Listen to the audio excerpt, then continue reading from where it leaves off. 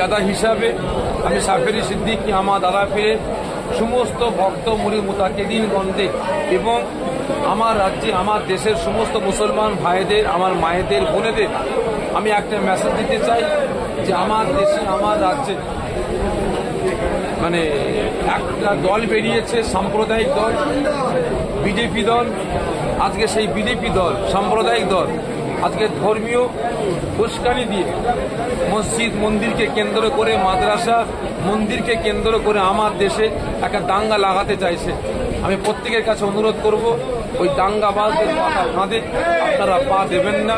আপনারা প্রত্যেকে সতর্ক থাকবেন।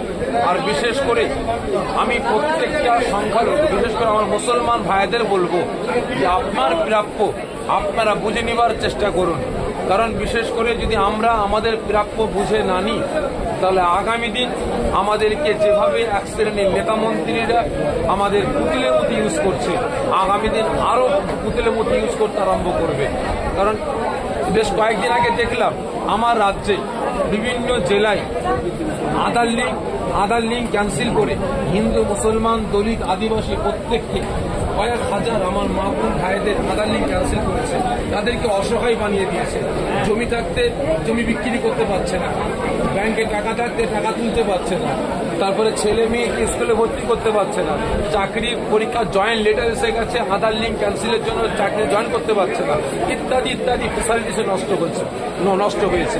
আমার তো মনে হয় সামনে ইলেকশন আসছে, হয়তো ইলেকশনের আগের দিন রাত 1টা-2টোর সময় কেন্দ্র থেকে টোটালি আধার লিঙ্ক মুসলমান ভাইদের ক্যান্সেল করে দেবে, গিয়ে টোটাল মুসলিম সম্প্রদায়কে অসহায় বানাবার একটা পরিকল্পনা শুরু হয়েছে। তার সাথে সাথে হিন্দু, দলিত, আদিবাসী ভাইদেরকেও অসহায় বানাবার চক্রান্ত শুরু হয়েছে। যদি এর বিরুদ্ধে আমরা সোচ্চার না হই, আমরা দেশবাসী, আমরা জনগণ যদি আমরা সোচ্চার না হই, রাস্তায় না নামি, তাহলে আগামী দিন আমাদের দেশে আমাদের কপালে দুর্ভিক্ষ আসছে বলে আমি মনে করছি। অতএব আমাদের এক হয়ে অন্যায়ের বিরুদ্ধে আমাদের প্রতিবাদের রাস্তায় নামতে হবে মনে করছি।